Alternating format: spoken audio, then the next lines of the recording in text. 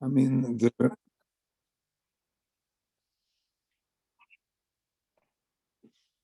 to remember, we went through this, children whose parents went through the Holocaust, through a time that we can't even imagine what happened to them, that they came out normal. They want to live a life afterwards. Not only live a life, look what they built. Look what they built after the war. They were left, many people were left alone. Many people were left without family. Many people left everything they had, came to new countries, new areas, and they had the koyach to not give up, not to be miyayish. In this week's, Sedra, you have the Indian of Yush by Metzia, Yush, the whole old Bakama, and to these people who came after the war, like Arvis Medrash is built from people who lost everything and lost their Hasidus, lost their Farmegan, lost everything they had. And they came to build again. What we have to remember is what we learn from these people, that you never give up. You never give up. That's Klal Yisrael, that's how Klal Yisrael is. You continue. We went through so much, Klal Yisrael went through so much in these 1900 years of Golus. And again, revival again, renaissance, again and again and again and again. And the Rebbe Shem went and showed us a little love in the Gehenim of Germany, in the Gehenim of Poland, in the Gehenim of Europe that time, where Yidden were so downtrodden, killed, dehumanized completely. And the Rebbe Shem made an ace, a miracle, in the Gehenim, in DACHAU, which was one of the worst concentration camps. 7 little babies were born. They all who came in 1944, when the Nazis knew already they were losing the war, and they're only there one purpose, to exterminate Klal Yisrael. They sent the Hungarian Jews. They knew they were losing everything already. And they went and to trains every day, thousands and thousands and thousands of people. In the city where my parents came from, Sorovosh, half the city went to Auschwitz, was killed out. The other half, Rebbe Shem, with his mercy, saved us. But in that Gehenim, Rebbe Shem showed a little Rachman. A baby should be born. A baby should be born when they were ready to kill every child. Over 1.5 million children were killed. And Rebbe Shem showed, I'm still here with you. Rebbe Shem showed, remember, I'm here with you in the Milchama. Someone once mentioned that he went into the crematorium and he was saved. He felt when he was going into the crematorium like Nila Ayom Kippur. The Rebbe Shem was with us there. The Rebbe Shem was with us in this Tzor. And sometimes Rebbe Shem shows a little mercy to show I'm here. Who would have believed that these murderers would allow babies to be born? And we'll hear soon how it's described, how Mrs. Rosenthal, Zechrayna Levracha, which Yartzeit is today, was able to have a baby in the mouth and the hands of the Soina Yisrael, those who wanted to wipe us out completely. And Rebbe Shem showed, look, Rebbe Shem came and gave his mercy and saved. And here we have an hour of Medrash. Leslie, a child that was born in DACHAU. Who would believe that there would be a child like that? And he was able to gather, his parents went and built up a beautiful family first in the store, Miriam's store, the store that was Isaac in Kedusha, in Kodesh, and all the things to help Klal Yisrael. They had the courage and the koyach to rebuild again. The children, the koyach that they had to bring this little baby born there, and to bring him up with the simcha, where we speak less the simcha, and of being a yid, being a yid. So that's what we're coming together today. And the day of Yartzeit, today where the neshama has an aliyah, where the Rebbeinu checks, and the only way the neshama has aliyah when the Rebbeinu looks at the children. Look at the beautiful children that you left over. But not only the children, everything. How many people gained from their store? How many people gained from them? From Mr. and Mrs. Rosenthal. But they help people. I mean, every time I met Mr. Rosenthal, I mean, always with a nice word, and never the pleasantness of being Erlich Yid, or Soslanta, who Yartzeit was today, the character building of a person. If you looked at them, people's character, real character, the superior character they had. So it's Chusva B'Smedrish to have today, this evening, this Shabbos Mavorchim Adar. This year we have a double month of Simcha. Usually we only have 1 month of Adar. Eventually, Adar, we'll have a double month of Simcha. And what the Rebbeinu was showing us, just like in Purim, the story of Purim, it was Hester Panim. The time of the Holocaust was a Hester Panim. Haster, Aster. But Rebbeinu had a plan the whole time. Rebbeinu had this big plan. And the plan is look at the rebuilding of Eretz Yisrael. Look at the rebuilding, the rejuvenation of Klal Yisrael. Look at Leslie, who was able to come out of the ashes of Holocaust and build a beautiful family. Baruch Hashem should hope that her neshama should have an aliyah. She should be a mitzvah for her family, for Klal Yisrael, and she be zoicha to see the gula b'meir b'yameinu. Amen. Thank you, Rabbi Lowy. And since the Rav mentioned Miriam's, I want to thank Yaakov Alon for coming on. He's obviously the owner of Miriam's now. Miriam's, of course, is a landmark in Toronto. And I wanted to hear his perspective of managing that special place. I mean, people said to me, the koil grew on from Miriam's. This great koil of Toronto grew on Miriam. So I'm going to bring Yaakov Alon in here for a moment. And I know he's very shy and he's not a Zoom guy. He lives south of Lawrence. So Yaakov, thank you so much for joining us this evening.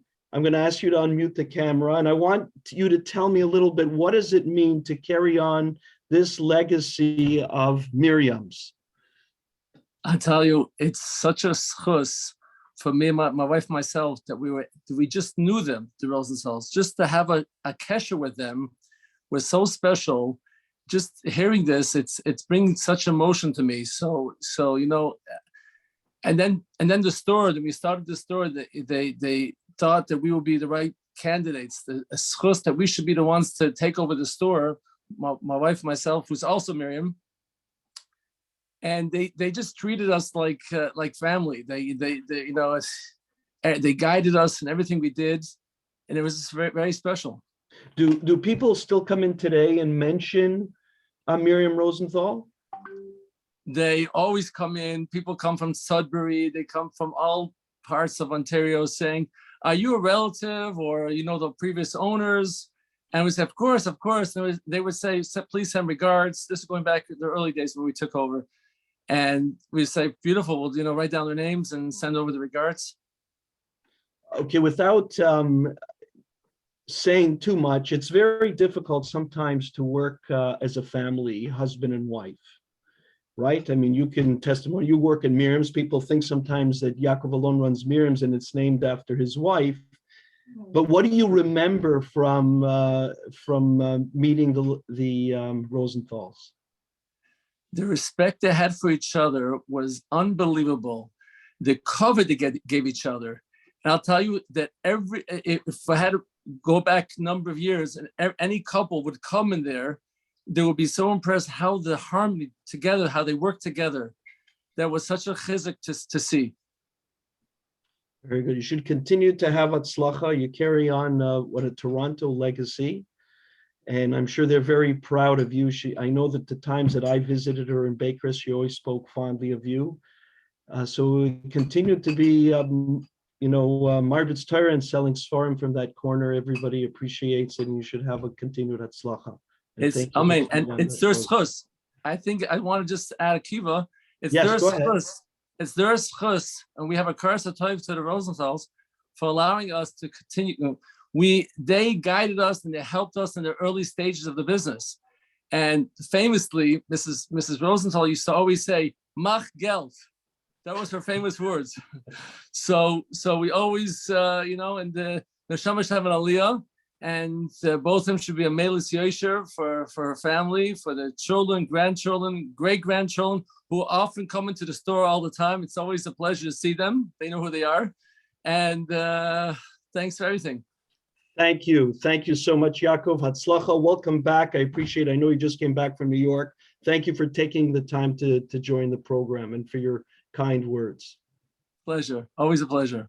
If you want more stories, come in. We'll tell you. Okay. And if you want to see the article for this story with Leslie being born, it was in the Global Mail. I still have the article somewhere. Right, 2011. Thank you. Yeah, thank you.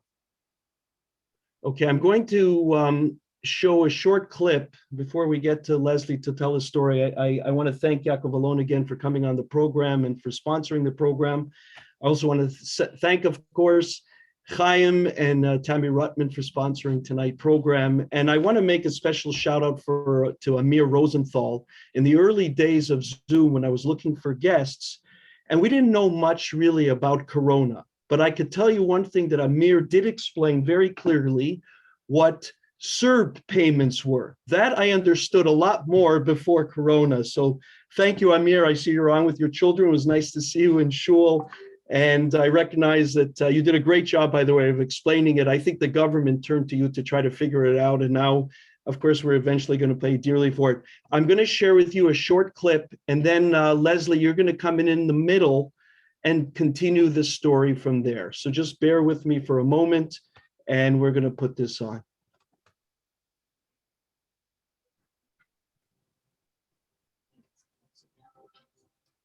Just one second. I know you can hear the sound. Just one moment, please.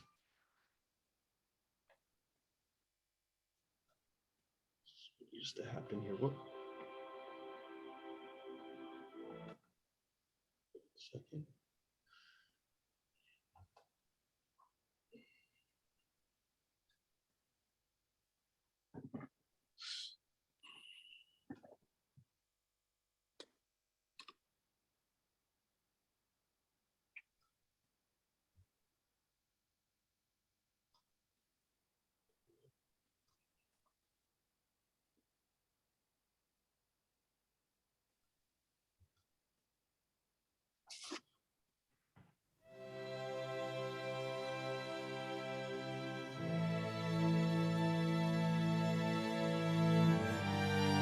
Sorry, guys, 1 second.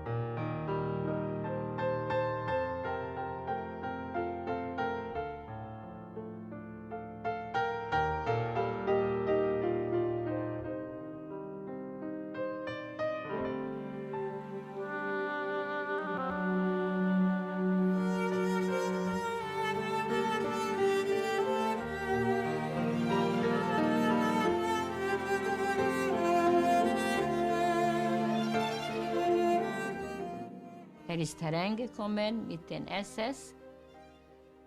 Der Mann, Dr. Vadas, from Nyíregyháza, from Hungary. War ein Gynecologist in Nyíregyháza. Und hat uns gesehen, alle 7 Frauen mit der großen Bauch. Was will ich machen? hat angefangen zu weinen wie ein Kind. Ich habe gar nichts. Ich habe gar nichts zu helfen. Ich habe nicht Instruments. Heißes Wasser. Ich brauche heißes Wasser. Ich habe gar nichts.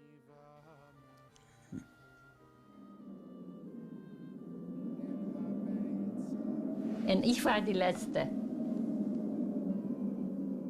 Doktor war das. Ich bin schon so müde. Ich weiß nicht, was wird passiert. Ich kann nicht hören schon die Herz from the baby. Miriam, push, push. Du musst helfen, weil ich kann das nicht allein. Er will sterben, Ich kann nicht, Doktor war das. I can't, I have no more strength. Miriam, please try. Try. Böschi hat mich gehalten. Und er sagt, no, ich weiß nicht, was zu machen mit dir. Du bist die Einzige von allen die 7 Frauen, dass ich habe Schwierigkeiten. This is the letzte Situation, was ich kann machen jetzt. Er hat sich an mich gelegt. Und er hat mich mit den Händen. Oh, vielleicht jetzt ist calm. Jetzt, vielleicht, push. Ich hab schon nicht. Und auf einmal ist der Baby heraus. Er kommt. Eine Schönheit mit blonden, beautiful Haare und große blaue Augen. Und die Frauen haben geweint. Und Dr. Wadas hat geweint. Und jeder eine hat geweint. Und es kommt herein. Na, hat die Frau schon das Kind gehabt? Ja. Ah, er ist der Arjen. Schau mal an, die blaue Augen und die goldenen Haare. Was hast du für einen Mann? Yeah, I'm going to stop it at this point. As the German soldier wondered about the blonde hair and blue-eyed gentleman who's in front of us now, Leslie, still blue-eyed. The blonde, of course, is a little lighter, but welcome to the program. It's I'm so thankful that we've had this opportunity.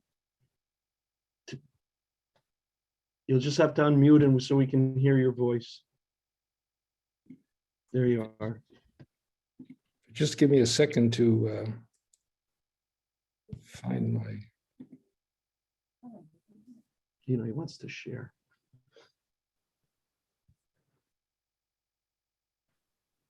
I have to find, how do I get on here? Is there more pictures that you want to share with us? Yeah, I'm trying to find them. I got to get to my desktop.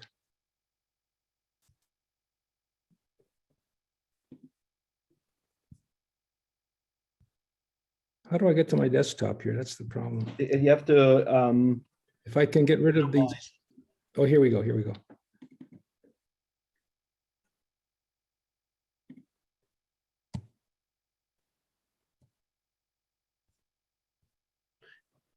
Is it okay while I speak? Some people have texted me and wanted to know if there is video.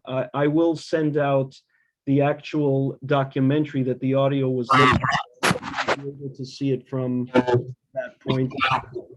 But on this program, we're listening to audio. Okay, do you see the clip I put up now?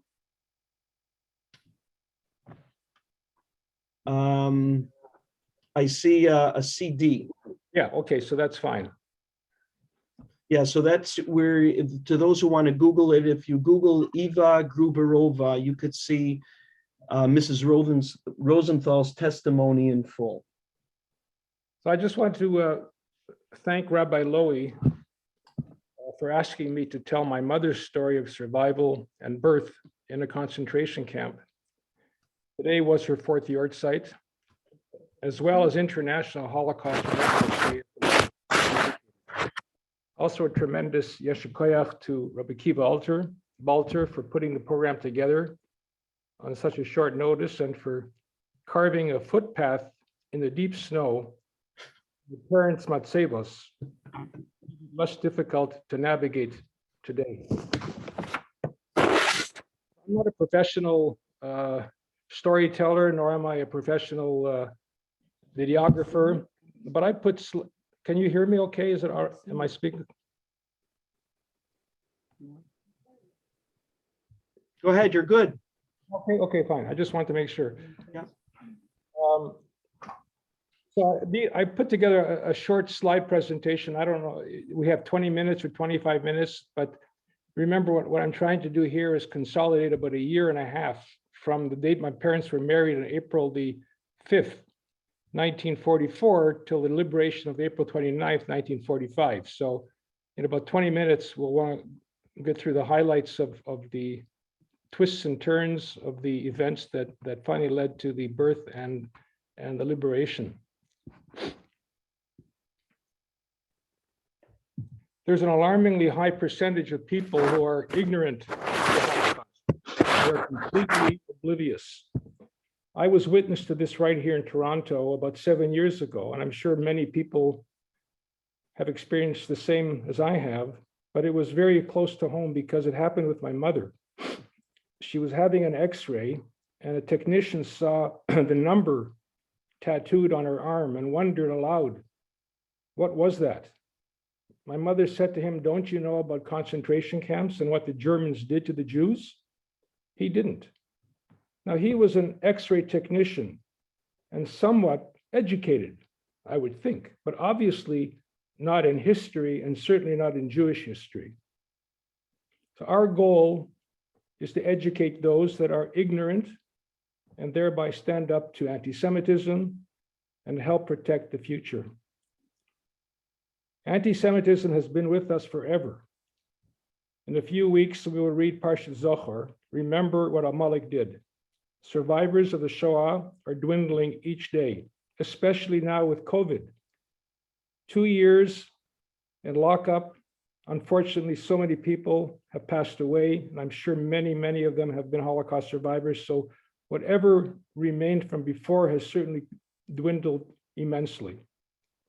It's our responsibility to remember their stories and to tell their stories, what they stood for, how they overcame the tragic past and started anew in a different country and difficult times.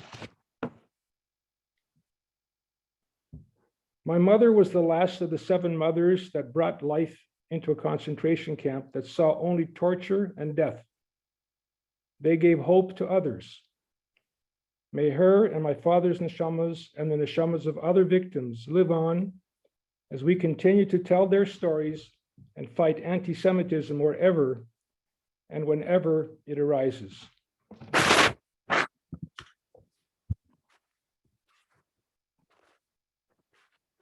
I don't have a birth certificate because I was born in a concentration camp and the Nazis, Yamach Shemo, weren't issuing birth certificates. Jewish prisoners, pregnant women, babies, and the infirm were being systematically murdered by the millions. There were no death certificates either. As you can see, my passport has as place of birth Kaufering and the letters DEU, Deutschland, Kaufering, Deutschland. On its own, it seems pretty sterile, like saying North York, Ontario, Canada. But what isn't mentioned is Kaufering Lager 1, a concentration camp. There were 11 subcamps of DACHAU, and I was born in Lager 1. A little bit about the Schwartz family. My mother was the youngest daughter among 14 brothers and sisters born in 1922 in Komarno, Czechoslovakia, to a family rich in Torah values. Her mother would send her brothers back to shul on Shabbos if they did not bring someone home for a Shabbos meal. She would certainly say, there must be someone in shul needing a Shabbos meal. Their home was open to yeshiva students who needed a place to stay. Her father encouraged yeshiva bochrim and rabbis to gather wheat from his farm and prepare flour to make shmura matzahs for Pesach. Her father, my grandfather, is right there, the gentleman, third row back with a bow tie and a little goatee.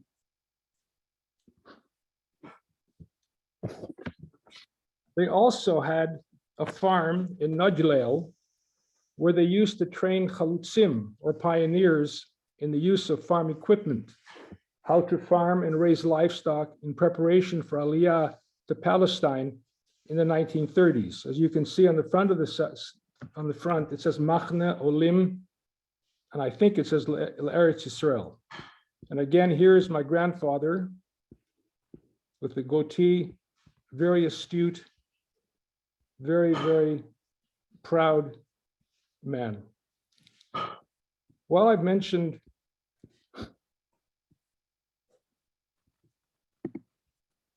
I found this just recently. This happens to be a reproduction of the shul in Komarno.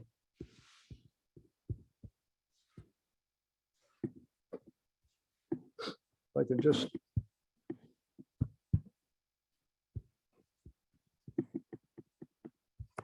and this here is where my grandfather sat, Yaakov Schwartz, Ubno Akiva. I was named after Akiva. Over here is another of my mother's brothers, Mordechai Schwartz. I'm just going to mention a few little details about Mordechai Schwartz because it's a background as well. It says here, Nafal v'ma'avak Laman Medinat Yisrael. Mordechai Schwartz went to Palestine in 1933 and joined the Palestine police force and the Haganah. He was stationed in Atlit to guard against bandits at the High Commissioner residence. On September the 1st, 1937, he shot and killed an Arab policeman with which he was sharing a tent. There is a lot of controversy as to what actually happened, but he was found guilty and sentenced to die.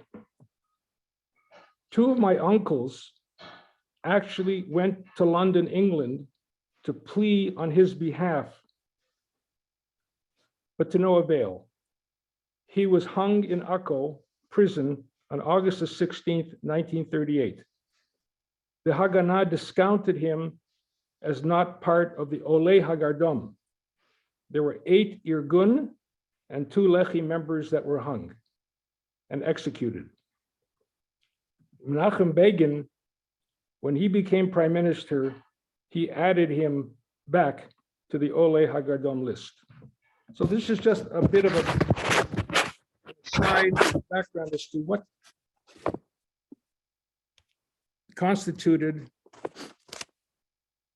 Let me just get this back here again. I'm sorry. Where am I going here?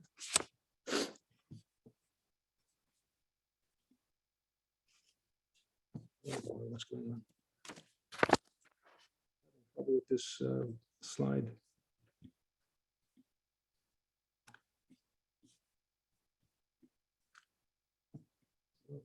Oh, hold it.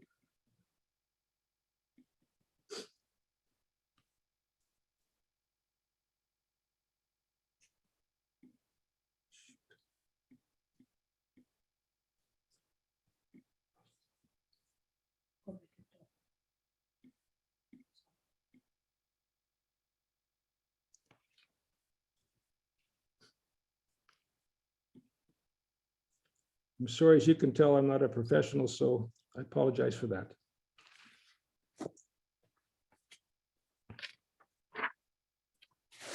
Back to her parents, my grandmother literally gave away her husband's clothing to the needy. No questions were ever asked. My parents met via shidduch. My mother came from her hometown in Czechoslovakia and stayed at her sister in Budapest. My father lived in Hungary, not far from Budapest, and went there to meet her. As you can see, there's a map of where the relationship between Komarno, which is up in here, and here is Budapest down here. After several meetings, they became engaged and quickly planned their wedding. My mother's family tried to dissuade the marriage because of the dangerous situation, but to no avail. They were in love, and the marriage would proceed.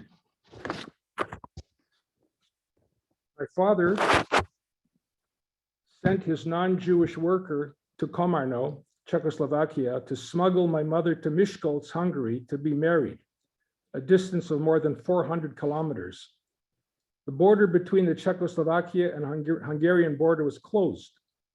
She was smuggled into Hungary on a passenger train disguised as a Christian mute. She wore a big cross, black clothing, and a veil around her head to reduce suspicion. This was a treacherous mission. If discovered, instant death would follow. No one from my mother's family was at the chuppah. It took place on the evening of April the 5th, 1944, a Wednesday, 3 days before Pesach. People were saying, "Are you crazy? Getting married now? Nazis all around?" In fact, that day was the very day that the Nazis, Yimach Shemam, instituted the Yellow Star. In a show of defiance, she pinned a red rose over the big yellow star on her dress. But they were in love, and que sera, sera.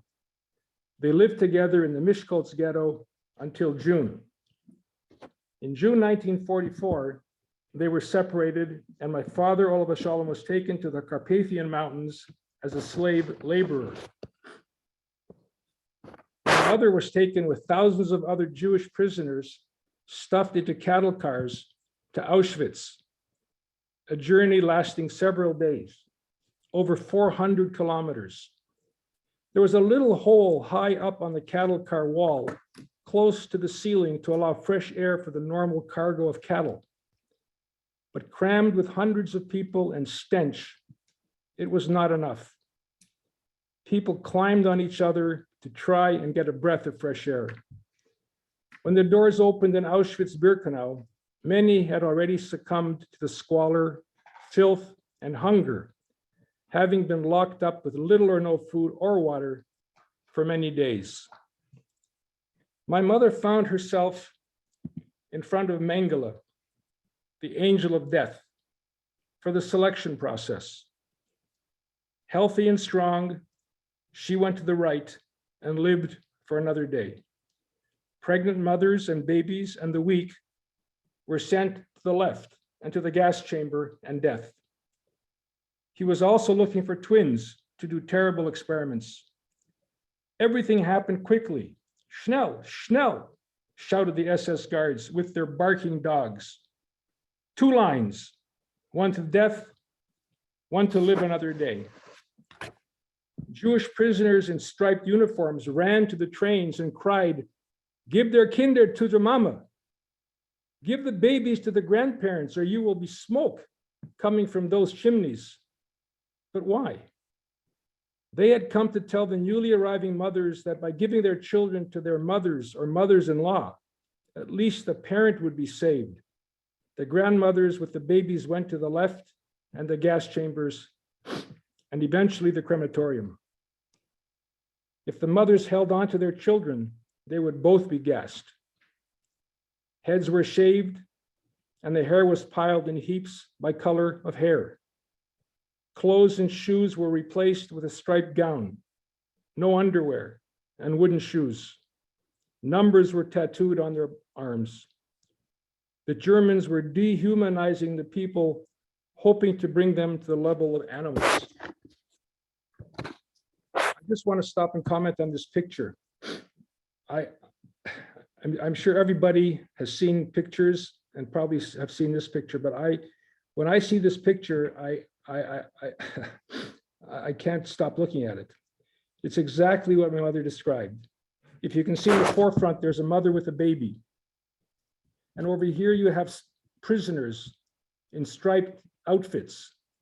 And here, I think, although I can't be sure, These are already people that have been stripped of their clothing, that are already marching and being taken to the gas chambers. And here you have Yamach Shemam,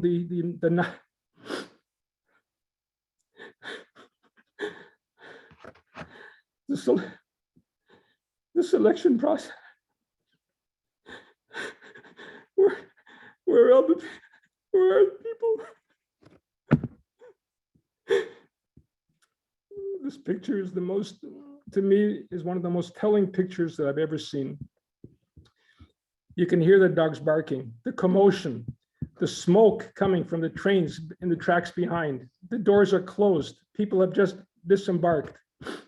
It's this picture, I can't stop looking at it and I can't stop talking about it. My mother was young, healthy, and beautiful.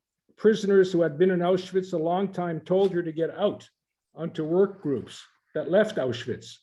Get out of here if you can. At the beginning of July 1944, she was taken to Plaszow, a forced labor camp in Poland, again with a cattle car, a distance of about 100 kilometers from Auschwitz. Then one day she felt something moving in her belly and asked some women, "What's happening to me?" And only then realized that she was pregnant. If discovered, death was certain. How to hide it? She exchanged her prisoner gown with another woman for a larger size to help hide her pregnancy. She said, "I was terribly scared and felt so alone. I was so hungry, every day, so hungry." Her mother's face and her husband's smile began to fade in her memory. Her thoughts are starting to become dulled. Now she must not only fear for her life, but also for that of her baby. My mother was very lucky. There was a Polish Jewish capo named Heinrich Reichsfeld. He needed 20 women in his squad to search through pillows and blankets of deported and murdered Jews. They would search for gold and jewels. He said to my mother, "I chose you because you look like my daughter. She is dead." Somehow he knew that my mother was pregnant. He snuck in a piece of sausage, cheese, bread, and potatoes, and once even a boiled egg, something unthinkable in the concentration camp. This man was an exception among the many brutal capos of Plaszow.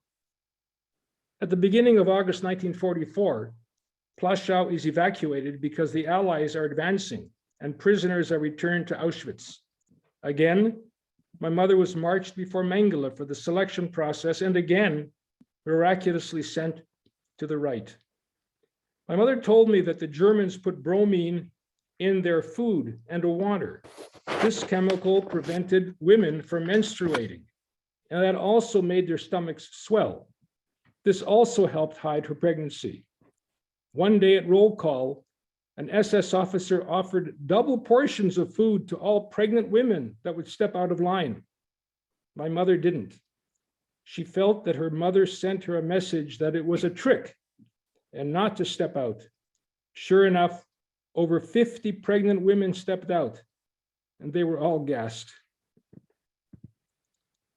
In September of 1944, my mother was sent to work in Augsburg, Germany, almost 900 kilometers away, to work in a Messerschmitt factory making parts for the airplanes. There were 500 other women and political prisoners there. One day, she noticed through the window an apple tree, and being pregnant and always hungry, asked a fellow political prisoner who had more freedom to get around if he could pick it for her. If he did, and hid it in the latrine. She retrieved it and savored every bite. In December of 1944, 2 German officers, while on a routine inspection, discovered her pregnancy. My mother was 7 months pregnant. "Ah, du bist schwanger, du Schwein. We are taking you back to Auschwitz for extermination." The 2 Germans and my mother traveled together on a regular passenger train with German citizens all properly dressed. At one stop, When the German officers went out for a smoke, the lady opposite my mother asked, "Was passiert? What happened to you?" My mother, for the first time, saw her own reflection. She looked like a monkey, shaved head and skinny as a rake, wearing inmate clothing with the big letters KZ on the back, Katzei, concentration camp. "Don't you know," she said, "they are killing Jews." The two SS officers returned and said, "You are lucky. Auschwitz is being bombed. You are being turned over to the concentration camp in Kaufering." Kaufering consisted of 11 subcamps of the main camp, DACHAU. Kaufering prisoners were used as slave laborers to build huge underground bunkers. These had cement walls several feet thick. These caverns were used to build the German Messerschmitt planes. Upon entering the barracks, which were triangular or domed in shape and partially underground, my mother discovered 6 other pregnant Hungarian women who were placed there from Bergen-Belsen concentration camp. They hugged each other and cried. Why these other mothers were there to begin with is a mystery. They called themselves the Schwanger Kommando, the pregnant battalion. They worked in the laundry and the kitchen. In December of 1944, the pregnant mothers began delivering their babies. All were healthy babies. Birgi Legman, the eldest of the mothers, delivered first. It was freezing cold, and Luba, the capo, smuggled a small wood stove into the barracks to provide some heat. She was discovered and beaten to a pulp by the SS officers. And guess what? She brought another stove in the very next day and stood up to these officers. On Purim Day, my mother was the last of the mothers to deliver. Dr. Vadash, a gynecologist prisoner from the men's side, was sent to help in deliveries. He had no instruments, no water, nothing but his frail body. My mother had terrible labor pains for 48 hours. Dr. Vadash kept yelling, "Push, Miriam, push, you have to push." My mother had no strength. Dr. Vadash lay on top of my mother and forced all his weight on her. And while shouting encouragement and pushing, my mother finally gave birth. I weighed almost 4.5 kilograms, bright blue eyes and golden blonde hair. I looked like an Aryan. The German officers joked that maybe she had relations with a German. A few days later, my mother developed a very high fever and started to bleed very badly. The placenta did not come out. She had what was called a retained placenta. This became an emergency. Dr. Vadash did a scraping with his bare hands. She came very close to dying right there. My mother was so sick and weak and could not breastfeed me. Birgi Legman, the first mother, nursed me and whoever else among the other babies needing it. Heinrich Himmler, head of the SS, was determined to exterminate all Jewish children. Himmler's famous speech on October the 6th, 1943 at Posen in Poland declared, "We came to the question, how is it with the women and children? I decided to find a solution here as well. I did not consider myself justified to exterminate just the men, that is to kill them or have them killed, and allow the avengers of our sons and grandsons in the form of their children to grow up. The difficult decision had to be taken to make the people disappear from the earth. So in October 1943, Himmler ordered the extermination of pregnant women and children. 1.5 million babies and children were murdered by the Nazis, and 7 healthy babies were born in a concentration camp. Hitler Yamach Shemo wanted the complete annihilation of the Jewish race. The American army was converging, and on April 27th, the Nazis began evacuation of the subcamps and forced prisoners to march or put them in open train cars to Dachau, the main concentration camp where the plan was to gas everyone. A German soldier, seeing my extremely weak mother, offered to carry me. My mother asked him, why? and he said, "You remind me of my daughter." My mother was able to get on a coal car behind the steam engine, with me bundled in rags heading to Dachau. The train was mistakenly attacked and bombed by Allied air forces, not knowing that it was transporting prisoners from the various concentration camps.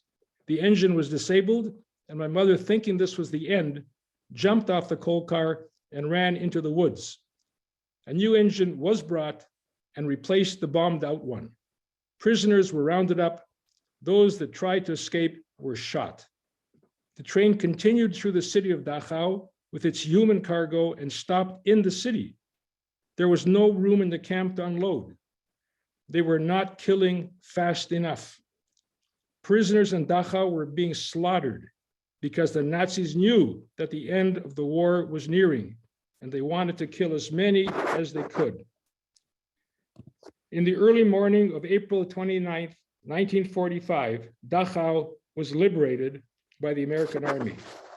After seeing nothing but death all around, the soldiers could not believe their eyes when they saw 7 mothers with their babies. Even at liberation, many prisoners died because of disease such as typhus. Also, starving prisoners were given too much food to eat too quickly. Before being separated, my parents planned that if they survived, they would each return to their city.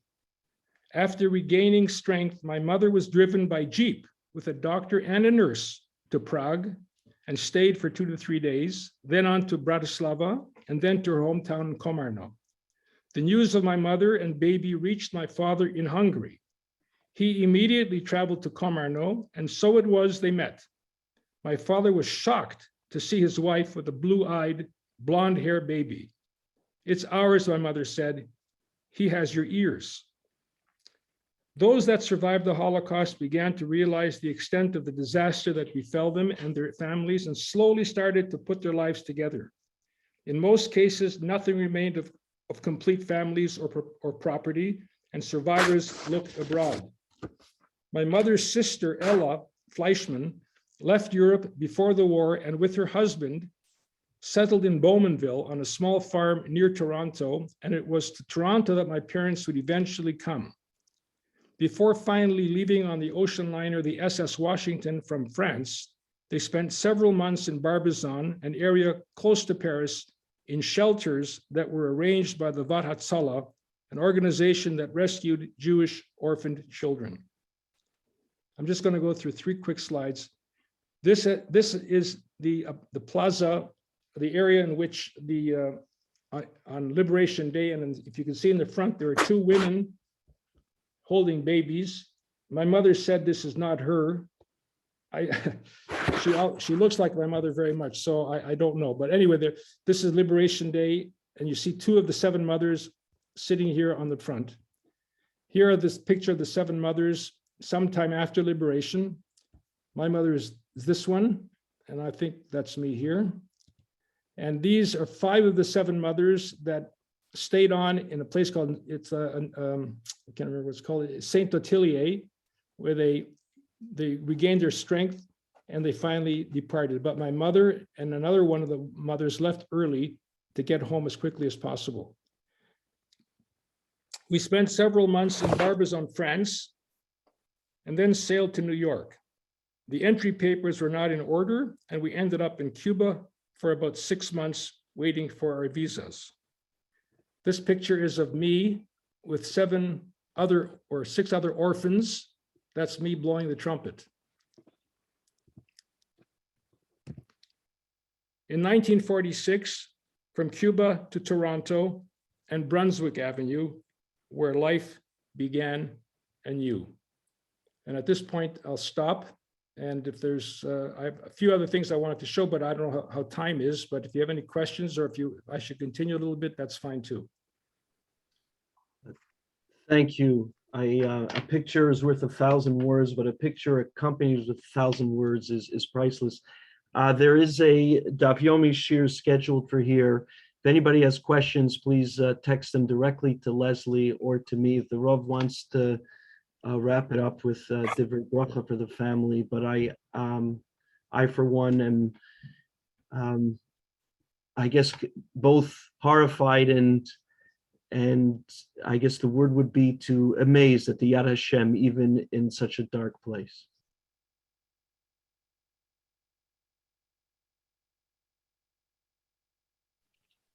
I want to thank you, Leslie. I'm crying the whole time. And it's really lucky to have you around and to see how Hashem has a shkocha pratis, that every like the Belzer Rebbe said, every person had a malach saving them. That your mother was saved so many times, and your mother and father met later afterwards.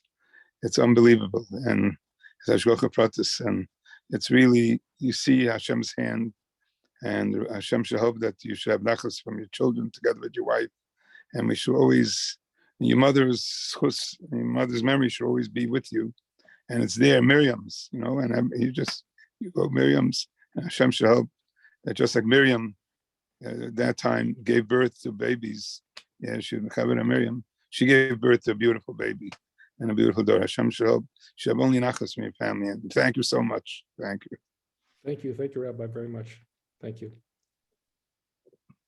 Thank you, Balter. Thank you, my pleasure. And I'm proudly share the name Akiva with you, as well as sharing, as I told you, being a Levi with you. And from the way you davened and the Amar on Shabbos, the bridal is all yours. And I want to thank your family for coming on and for listening. I see nephews and nieces and sons-in-law. It's a fantastic picture, and your mother's neshama should have an aliyah and continue to be a good Tibeter, a good advocate on your behalf, on behalf of Klal Yisrael, Eretz Yisrael, and Am Yisrael. Thank you so much.